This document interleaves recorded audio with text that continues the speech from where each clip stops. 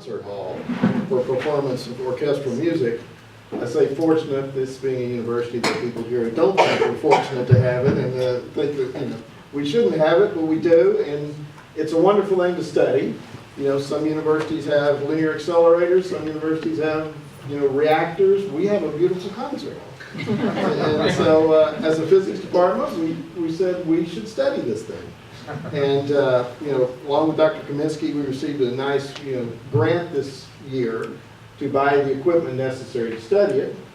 And Jacob, we received the grant only in January, and like within days of that, Jacob came to me and says, "Oh, I'd like to do that as my capstone project," which is a great idea, except we haven't even ordered the stuff yet. So that was sort of the biggest problem, is that he's already come up with things he would like to do, and we don't even have the equipment yet. So Jacob not only had to make the measurements, he had to unpack the equipment, he had to assemble the equipment, he had to install all of it. And so he saved me a lot of effort in the long run. But it was a lot of stress on him, he would keep saying, "All right, I got to get done because I got to get to the room." And then he was afraid they wouldn't let him in the hall, but no, it all worked out in the end. So anyway, I think this is, I think everyone, will find that interested. It's a feature of Sonoma State, and a feature that, as a physics department, we want to take advantage of. And Jacob's going to talk about that.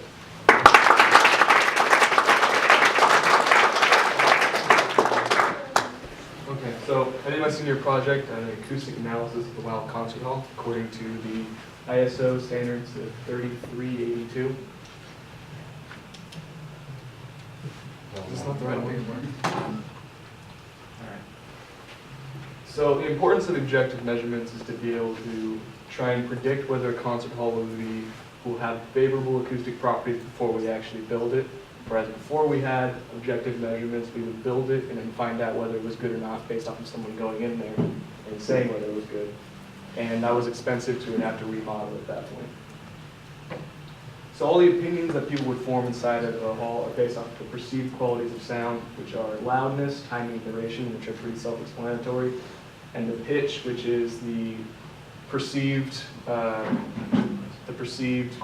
quality of the frequency of the sound, much like colors of light, and the timbre, which is the characteristics of sound that allow the ears to distinguish sounds which have the same pitch and loudness. And there's also location with sound, so if you were to close your eyes and then hear sound in a room, you could roughly tell where it came from. And spaciousness, which is the sense of being immersed in a sound field. And throughout the rest of this talk, I refer to spaciousness as envelopment. So the parameters that we did measure is the early decay time, which is a direct measurement of the only real contribution of a concert hall to the sound, and that's the reverberations. Right? If you hear a sound in a room, it's going to bounce off of the walls.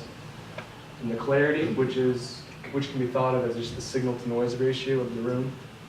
And the lateral energy fraction, which is the fraction of the fraction of sound energy that came from the walls to you. And like I said, each objective parameter corresponds to a psychological perception of sound. And the objective parameters are interdependent because they all depend on reverberation. So here I have a little schematic that shows reverberation. And the dark red line here is a direct path length from the source to the observer where there are no reverberations. This would be the first sound received from the source to the observer.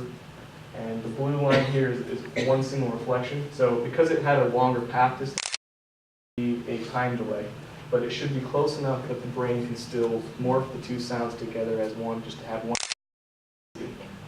And here we have a green line, which may be able to be collated into one sound by the brain. We get into a gray area there. And we have the light red here, which is just, there's no conceivable way that the brain could actually bring those two sounds together, because they're two separated in time. So it comes as two separate sounds. All of these reflections help to increase the volume of the sound that you receive. So the early decay time is measured as 60 divided by the decay rate from 0 to 10 decibels. If we were to play an impulse signal in an open field, you would just get the direct sound wave and nothing else, because there's nothing else for it to bounce off of. So since we play this in a room, there will be bounces. decay over more time. The clarity, which is what I said was basically the signal-to-noise ratio of the hall, is the total energy received from all directions inside of the music hall from 0 to 80 milliseconds. And the upper bound of 80 milliseconds is decided because that's roughly the time in which the brain can actually bring two separate sounds together. So you play one sound, and then if another sound occurs, it can still form one single sound out of it. Then we compare that to the sound for all time. So in effect, this is really a signal to signal and noise ratio. And the lateral energy fraction is defined as the sound energy that comes from the sides, and we measure that with a bidirectional microphone. And we cut off all noise received in the first 5 milliseconds because the bidirectional microphone is not perfect and only picking out sounds from the sides, so we want to cut off the initial sound wave that comes in. And of course, we go to 80 milliseconds for the same reason above. We compare that to all directions in the first 80 milliseconds. So it's the sound that came from the sides compared to the sound in all directions. So the setup we used was we had the computer that ran the software called Dirac. It played a frequency swept sound wave through a digitizer into a amplifier and into the speaker, which is pictured here. It's a Brule and Kajar omnidirectional sound source that produces a spherical sound pressure wave. And this is my recreation of the sound signal that we played. It's a frequency swept sound wave that has lower frequency up here and then gets much higher frequency. I have a sound bite of it. Well, that played halfway through. Yeah. So in that sound source, in that function, we have all the information that we need for various frequencies. So here we have an image of all the positions. This is where we have the sound source. We put it in the center of the stage, and each other dot corresponds to where we place the microphones. Green dots correspond to radius of 10 meters, red dots is 15, orange is 20, brown is 25. And this is the omnidirectional microphone that we use, which is used in all of these p-squared calculations. It's taken from all different directions. And we have on the top is the bidirectional microphone, which is used in the P side, because it's going to be taken from the sides. And this is the software that we use called Dirac. And in it we have an open file with the impulse response of the omnidirectional microphone on top and the bidirectional microphone on the bottom. So the results that we got were very encouraging for our hall. The preferred range for the early decay time is 2.2 seconds to 1.8 seconds, and you can see that we fit inside of it very well, with a tapering off in the higher frequency, which is considered to be preferred. So now I'm going to populate this graph with measurements from other halls taken from literature. And you can see that there are many halls that just do not fit inside of this preferred range at all. You have some down here at 1.4 seconds up to 4 seconds. And the hall that's the closest to ours in design is the Symphony Hall in Boston.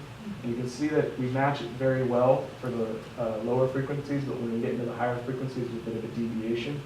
So they actually increase in higher frequencies, but we decrease. And acousticians would generally consider this to be a preferred characteristic of our hall to that one. So the clarity is defined as, clarity is in the preferred range at -2 decibels to 2 decibels. It is averaged over 250 hertz to 2,000 hertz.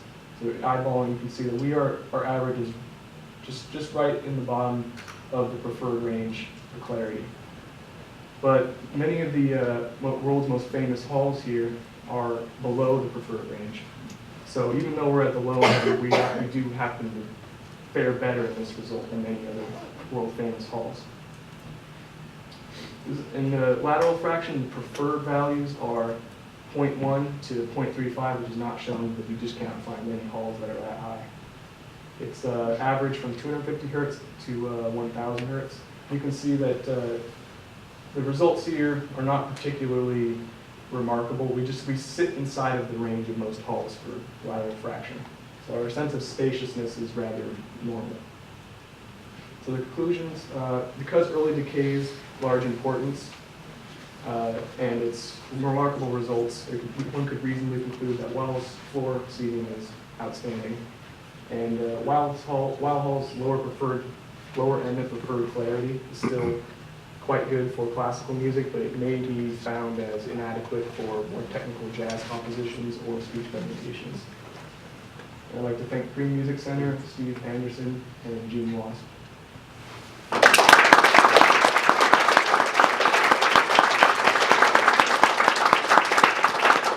Okay, questions?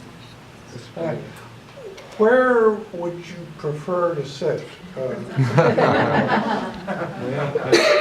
depends on what I'm really looking for, but I would say go right back or right in the middle, be mine. It's all good. That's exactly what Brian Hitchwaugh said when I asked him where his favorite seats were in the hall. He said row J to K to L in the But it really orchestra. depends on what you want. Some people prefer, I believe, conversation with So Young Han. He said that she prefers on the sides. So it's really just, it's opinion, you know, but the idea is to come up with results that fit the majority. Your EDT does have a little dependence on that frequency. So what might have caused that dependence? That I don't know. Okay, any more questions? Is it financially possible or practical to develop a hall that meets the optimal spectrums for the different types of music?